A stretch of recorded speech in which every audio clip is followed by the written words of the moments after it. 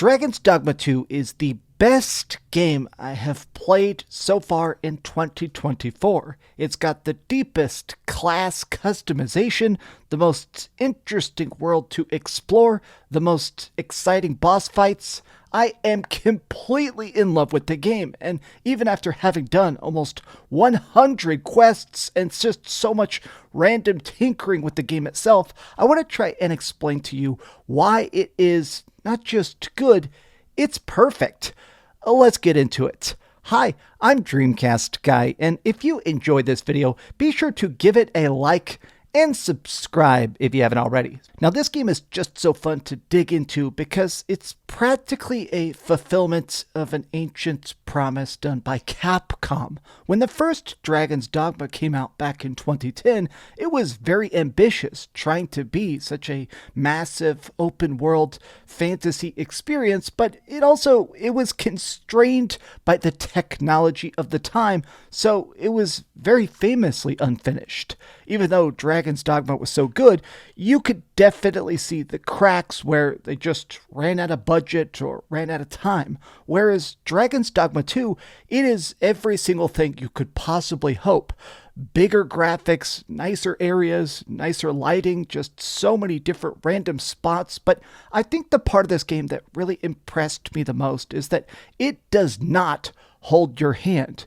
It explains stuff. It tells you how to command your troops or do some crafting or how your class customization works. But then once it says something, it kind of just lets you off the leash and lets you practice it, lets you actually test it for yourself so you learn the mechanics instead of just being straight up shown how to play. Like, let me give you an example. Before we actually break into all the intricacies of the gameplay, the story, the world, and just how addictive it is, let's actually just start with a singular example. Early on in the campaign of Dragon's Dogma 2, they kind of tell you about the idea of grabbing monsters, where if you want, you can actually just straight up use the R2 trigger to grab something and climb up it. Now, when you first hear that, you think, what a strange idea. Am I going to try and ride a flying monster to go up a cliff? Or am I going to try and dodge their big fire breath by gripping a dragon's neck? Well, yes, you can do those things, but you can also punch particular weak points. The first time I ever actually started to grab monsters and realized I could scale them and just blast super gooey blisters and stuff to deal instant kill damage, I realized that this is the kind of game that wants you to test stuff. Nothing is required, nothing is mandatory, there is no correct way to play, and yet beyond that, it is a game that demands you to actually bounce off it, to make some mistakes, to try things and see what for you is the most fun. As I'm sure you've noticed, for my playthrough, I decided to go very caster heavy, learning how to sling different styles of fire, lightning, and ice magic. And whenever you start actually leveling up, you realize that this is the kind of game that you can't play badly, but you can definitely get your ass kicked. So when you play Dragon's Dogma 2, you're not technically alone.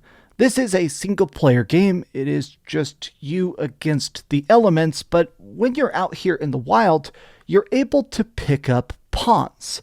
In the worlds of Dragon's Dogma, the way this universe kind of operates is that there is a multiverse. There's constantly the other players on their own adventures, and pawns can fall between these realities.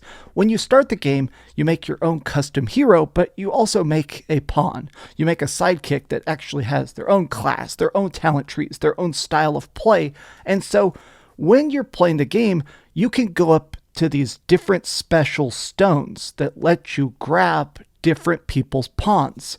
The different sidekicks that we recruit are the same classes as us, so you can make people that are good at taking damage or healing you, or some people that are just going to dish out some major damage. But what I love about this system is that since you have your own person who does level up, your character, of course, killing monsters gives you experience points. It gives you the ability to get new skills, new unlockables, and of course just get stronger with better stats, but your pawn also levels up.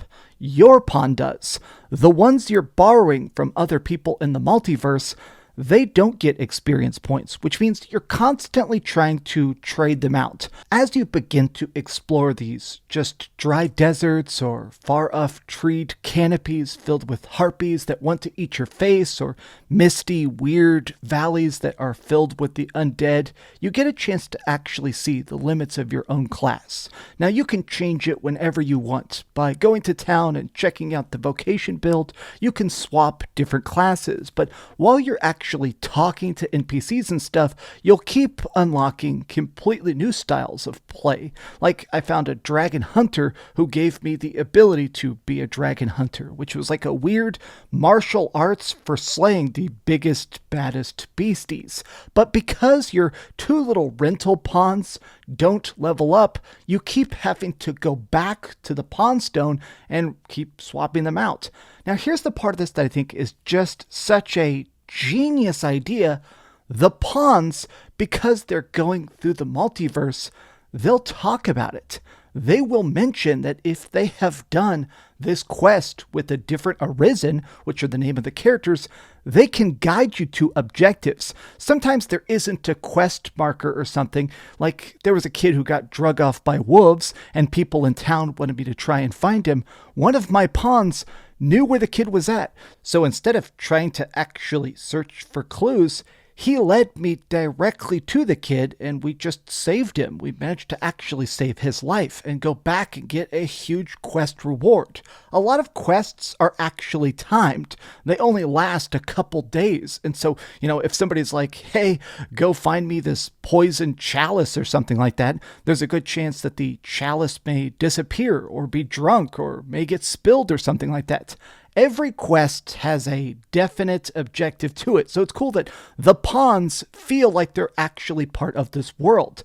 I had so many times where my pawns would actually lead me to secret treasure chests. Different pawns will have different abilities, like sometimes you'll get troops that can actually highlight different resources for crafting on the minimap. I think this stuff is so cool because your character feels so strong. Obviously, the character that we're playing as is a world-saving badass. They are able to completely drop 50-ton dragons or call down the powers of lightning and stuff like that. But what I like about this is that the story of Dragon's Dogma 2 is nice, but it doesn't get in the way. Essentially, whoever the Arisen is gets to be king. Hey, you're here to protect the lands from the mightiest apocalyptic demon that comes from the sky. Okay, so you get to be king so that whenever he shows up, you're here and ready to fight him. Well, when your powers initially awaken, you're just some random slave, and it turns out some other guy is pretending to be the Arisen. There is a false king. So throughout the game, we're trying to prove ourselves, doing feats of strength and commanding the pawns to sort of save the land and get to seat upon our rightful throne. I like the fact that there is a lot of optional lore. In a way, this reminds me a lot of Elden Ring. And I know some people are not going to like that comparison, but Elden Ring is perhaps one of my favorite games ever. I just think that game manages to go on and on and on, and the story doesn't feel spoon-fed. It makes it where every time you discover a new mystery or find some sort of cool answer, it feels rewarding. Dragon's Dogma 2 very much feels like that. Every time you discover some new big secret, it feels cool because it definitely feels like you have cracked the code. Okay, but enough about the story. Let's talk more about this incredibly cool freaking gameplay and why I feel like, even after so many hours of it, I'm not sure I fully grasp it. It is just so customizable. I do feel like this is the kind of game that once it comes out, there's going to be tons of videos about the best builds, the craziest hidden secrets, the wildest stuff that even I, after having gone to every corner of the map, there's definitely stuff that I haven't seen. But a majority of Dragon's Dogma 2 is just wandering around. It's a chance to actually pick up quests or save random villagers, but you'll just also have times like this. I'm walking along and I spot a giant hanging out in a just little abandoned village. And so when I see him, I have the chance to sort of sit and think, Do I want to ambush him? Do I want to sneak off? Do I feel like I'm high enough level to actually take him down? But once you start to hit him, this is when you start to see the funness of the different targeting you get. Every spell, every action, every attack has a different use. Some stuff will cause people to get stunned or frozen or burned, and different monsters, of course, have different weaknesses. Trolls are very susceptible to fire because they've got a lot of fur, so if you light them up, they're going to get torched. Whereas something like a troll, you may want to aim for its eyes, or you may want to just try and freeze it. Or if you make a whole troop of melee fighters and you're ranged, sometimes it's fun to just sick them on it and try and blast them from afar. I like the fact that when you're playing this game, every monster still feels daunting. At this point, I am a max vocation character, which means that I have fully leveled up a couple particular jobs, and even with the toughest spells and nastiest magic, I like that there are fights that are difficult to handle. I never felt so ridiculously strong that I could just wipe the floor with people, even when I did have some ridiculously tough magic. But this brings me to the other part of the game that I think is interesting from a design standpoint.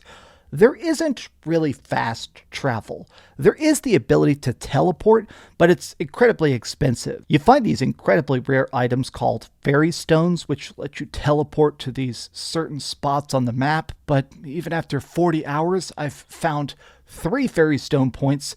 Essentially, because there isn't a fast travel option, you walk a lot. There is a couple spots where there's like a trade route and you can jump on a cart and take a nap and it will take you to a far off city. Like, you're not going to be walking back and forth and back and forth. It doesn't feel like a waste of time, but I think it's so cool that because you have to spend so much time actually looking at this environment, you memorize it. You think of particular cliffs that are good for an ambush, so you can try and draw a dragon back to it. Or because you have to explore, sometimes you'll just see a site off in the distance and see if it's possible to go there. I've scaled crazy towers that had a dragon guarding the top of it, or weird abandoned forts. I mean, so many different times in these environments, I actually just stopped and stared and thought, man, that is so incredibly cool.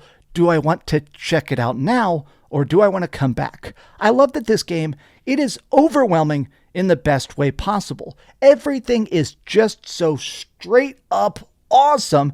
You're actually overwhelmed by wanting to do everything, and it just doesn't seem possible. There's just so much to do, you can't keep up. One of the most ambitious ideas in Dragon's Dogma 2 is just the thought of time. Okay, so yeah, that makes sense. Like right now I'm recording this at 4 p.m. on Sunday. You know, time exists. But time in Dragon's Dogma 2, it works a little bit differently. So everything in this is kind of consumable. Monsters die. Sometimes they'll come back. If you're in a particular area and you pick a bunch of plants, they can grow back. If you destroy a bridge, like at one point I was running through this forest, I was very low health, and I decided to burn down a bridge on purpose. It will get rebuilt in a couple days of end game time. If you keep staying at inns or keep exploring, as time progresses, because the clock actually keeps running, you will see stuff come back, except for character deaths. Anybody can die. Anybody can get killed. So sometimes quest givers, random NPCs, they will get murdered. Like, I had a quest at one point where I was trying to protect a priestess from being assassinated, and I failed the quest. She got stabbed, and so she was just dead.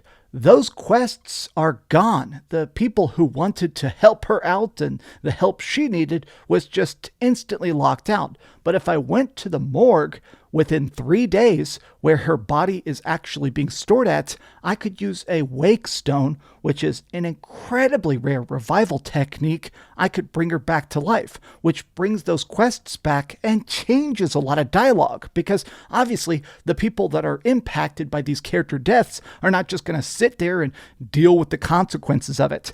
I love that this game, it feels like it's being warped and changed by how you play it. Like, my world, after so many hours, is drastically different from how your world is going to be. Certain parts of it are just straight up burned off the map because of how hard I went into my particular vocations. Dragon's Dogma 2 is just a game that's not afraid of actually pushing boundaries. I think they realize that this game is scary at times because it only auto-saves, or if you do save, there is a singular save file. If you mess stuff up, the world stays changed. It's very difficult to actually go back, and so there were times where something I was trying to do went catastrophically wrong, and I had to deal with the consequences. This is not your typical game. It wants you to actually think about the cost and rewards of being the Arisen. It is such a freaking blast.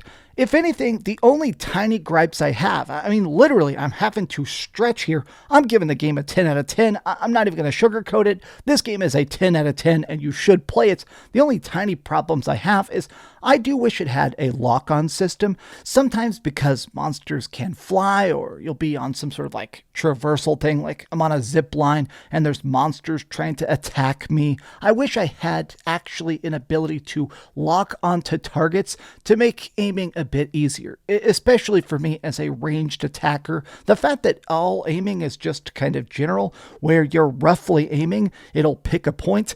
And because enemies can have weak points, like if I'm trying to shoot somebody in their blood blister or something, I'm obviously trying to hit that. I do wish that there was some specific ability to actually lock onto a part of them, but you know, that's a small gripe. And also, I wish this game ran at 60 FPS. I'm playing this on the PlayStation 5, and, you know, I like a lot of stuff about the visuals, the waving grass, the cool fire effects, a lot of the lighting, but it being stuck at 30 FPS and sometimes dipping below 30 FPS by a bit, it's not running at like single digits. I wish this had a 60 FPS mode. Personally, I'm probably going to buy this again on PC just so I can actually test it out and see how good it looks at way above 60 FPS, because this game is absolutely gorgeous. I love the monster AI, I love commanding my troops, I love chugging a potion right before I get absolutely obliterated by an ice monster or something like that, but when the frame rate dips, as a person that loves immersion, to me, it does look a bit funky. But that's it. I love Dragon's Dogma 2. If you're a fan of the first game, or if you're just like in general a Capcom fan, this definitely has that vibe. It feels like a mix of Monster Hunter, old school frickin' Dragon's Dogma, Resident Evil. This is running on the RE engine. It's just everything all in one beautiful pile. Man, what a game. But are you going to buy it? Are you excited about Dragon's Dogma 2? I'm sorry about the runtime of this. I think this is the longest game review I have ever done, literally. But even now, with my huge pile of notes, there's a bunch of stuff I couldn't get into. Play the game. It's that freaking good. This is the kind of game that people are going to be making strategy guides and build guides and craziness for years and years to come. I love it now, and I'm already ready for some DLC. This is this year's Elden Ring, in my opinion. But tell me your thoughts in the comments down below, and if you enjoyed it, be sure to give it a like, subscribe if you haven't already, and please keep dreaming. Man, while I was recording this, at one point somebody just sat outside my house blasting music for about 5 minutes. So I have like 5 minutes of footage where I'm just sitting here while someone's blasting music. Being a YouTuber is a very different style of job. Thanks so much for watching that video. If you want to see something else, you can always click this link to see what I put up last, or, you know, subscribe and see what's coming up next. Also, I promise that whatever I do, it'll try not to suck.